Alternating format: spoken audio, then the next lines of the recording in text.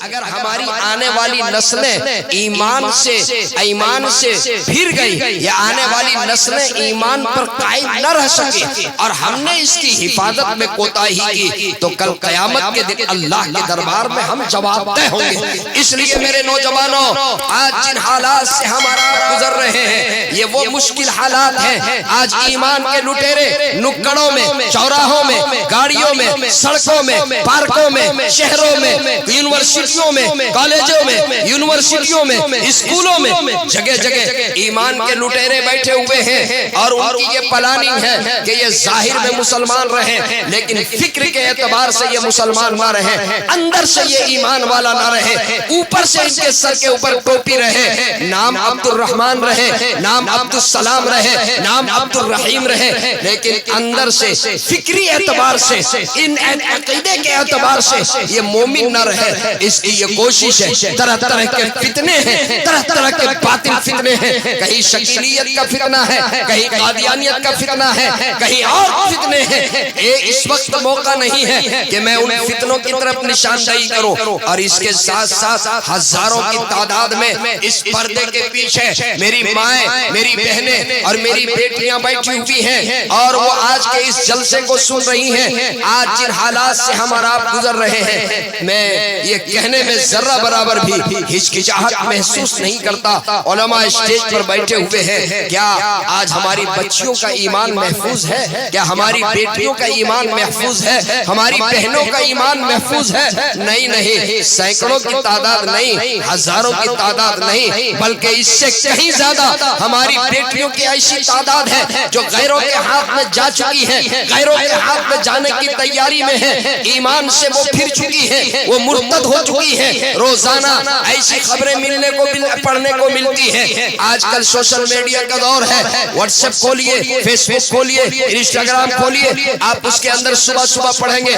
فلاں گاؤں کی فلاں مسلم بچی غیر کے ہاتھ میں چلی گئی، فلاں گاؤں کی فلاں چلی گئی، فلاں گاؤں کی فلاں چلی گئی۔ ابھی ایک جگہ ایک کوٹ کے اندر جو ہے ایک مسلمان لڑکی کوٹ میرج کے لیے پہنچتی ہے، غیر کے ساتھ کوٹ میرج کی تیاری ہے، اور اس کے باپ کو جب اس کی اطلاع ہوتی ہے، باپ کو جب اس کا علم ہوتا ہے، وہ کوٹ پہنچتا ہے، اپنی بیٹی کا پاؤں پکڑ لیتا ہے اور بیٹی سے التجا کرتا ہے، بیٹی عزت بچنے دو، میری دستار بچنے دو، میری بیٹی میری عزت بچنے دو، واپس چلو، اپنے ارادے سے واپس لوٹ جاؤ۔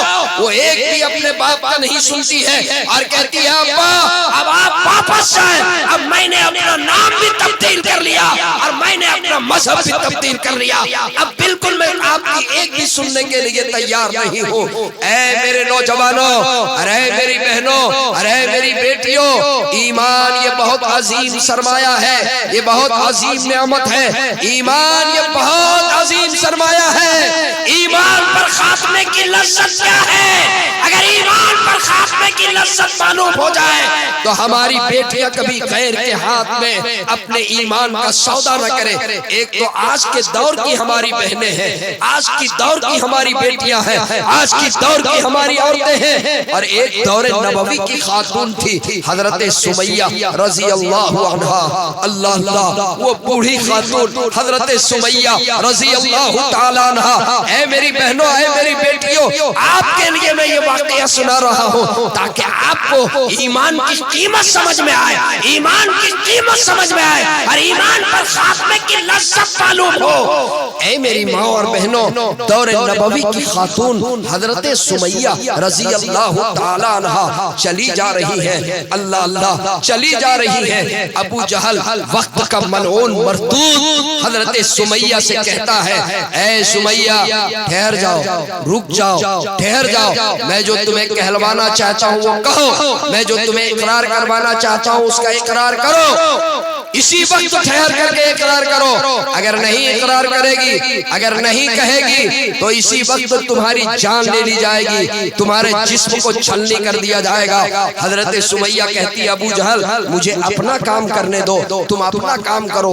کہا کہ نہیں، کہا آخر بتاؤ تم مجھ سے کیا کہلوانا چاہتے ہو، کیا اقرار کروانا چاہتے چاہتے ہو؟ کیا کہلوانا چاہتے ہو؟ نقل کفر کفر نباشا ابو جہل مردود ملعون کہتا ہے سمیہ تمہیں کہنا پڑے گا علیہ باللہ تمہیں کہنا پڑے گا محمد عربی صلی اللہ علیہ وسلم جھوٹا ہے، تمہیں کہنا پڑے گا وہ جھوٹے ہیں، تمہیں اس کا اقرار کرنا پڑے گا۔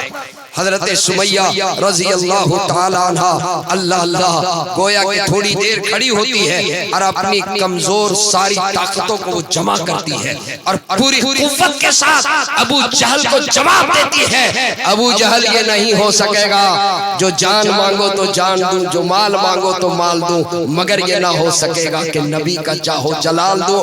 اشہد ان لا الہ الا اللہ واشہد ان محمدا عبدہ ورسولہ۔ ابو جہل یہ نہیں ہو سکتا، میں ایمان کا سودا نہیں کر سکتی۔ اے میری ماں اور بہنوں، اے میری ماں اور بہنوں، کل قیامت کے دن وہ سمیہ اپنی ان بہنوں کی گریبان پکڑ لے گی، ان بیٹیوں کی گریبان پکڑ لے گی جو ایمان کا سودا کر رہی ہیں۔ وہ پوچھیں گی یہ بتاؤ تمہارے ساتھ کیا مجبوری تھی؟ میں نے اپنے خاوند کو اللہ کی راہ میں قربان کیا، میرا شوہر اللہ کی راہ میں قربان، میں نے اپنی جان اللہ کی راہ میں قربان کی، اپنے نوجوان اولاد کو اللہ کی راہ میں قربان کیا، میرا سب کچھ اللہ کی راہ میں قربان، سب شہید ہو گئے، لیکن ایمان کا سودا نہیں کیا۔ یہ بتاؤ تمہارے ساتھ کیا مجبوری تھی؟ کون تمہیں تلوار لے کر کے تمہارے سامنے کھڑا تھا؟ کون تمہارے جان کے در پہ تھا؟ کیا مجبوری تھی تمہارے سامنے کہ تم نے ایمان کا سودا کیا؟ اے میری ماں، اے میری بہنوں، اے میری بیٹیوں، کل آپ کی گود سے حضرت سلطان الہند حضرت خواجہ اجمیری جیسی شخصیت نے جنم لیا۔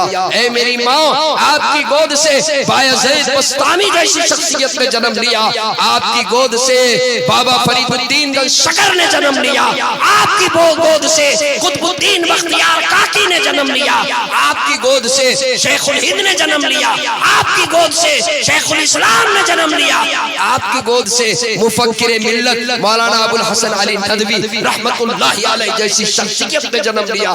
آج کیا بات ہے؟ اسی گود سے جنم لینے والی بیٹی یہ کہتی ہے کہ اب میں نے اپنا مذہب بھی تبدیل کر لیا، اب میں نے اپنا نام بھی تبدیل کر لیا اور اپنا مذہب بھی تبدیل کر لیا۔ کچھ دنوں پہلے کی داستان، کچھ دنوں پہلے کا واقعہ، لکھنؤ کی سرزمین کا ایک دیندار گھرانے کی بیٹی جھاڑو لگانے والی کمیونٹی کے ہاتھ میں بھاگ گئی، فجر کے بعد جھاڑو لگانے والے کے ساتھ بھاگ جاتی ہے۔ کیا بات ہے، کلیجہ منہ کو آتا ہے۔ رپورٹ پیش کرنے کے بعد جو پورے